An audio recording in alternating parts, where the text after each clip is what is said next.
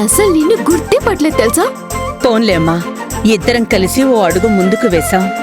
ముఖ్యంగా దొరబాబుకి నేనే జ్యోతిని అని చెప్పాక నా మనసు చాలా తేలిక పడింది. నా గెస్ కరెక్ట్ అయితే నా కోసం తప్పకుండా దొరబాబు వస్తాడు. ఆ?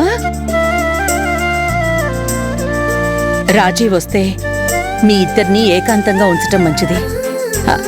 అమ్మ జ్యోతి, ఈ టెన్షన్స్ లో పడి కడుపు నిండా భోజనం చేసి చాలా రోజులయ్యింది. ఈరోజు ఆనందంతో మనసు నిండిపోయింది. వంట చేసే ఓపిక లేదు. హోటల్కెళ్ళి పార్సల్ తీసుకొస్తాను. కడుపు నిండా భోజనం చేద్దాం.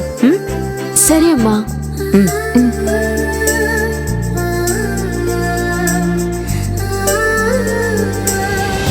మల్లేశ్వరి, మల్లేశ్వరి,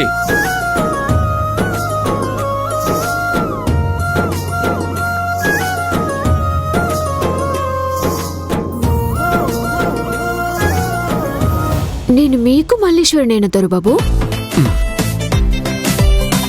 అలిగితే నా జ్యోతి అందం డబల్ అవుతుంది. ఆ అందాన్ని చూద్దామనే అలా అన్నాను.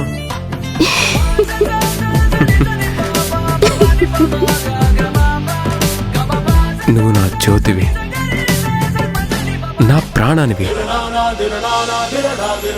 నా వైఫ్వి.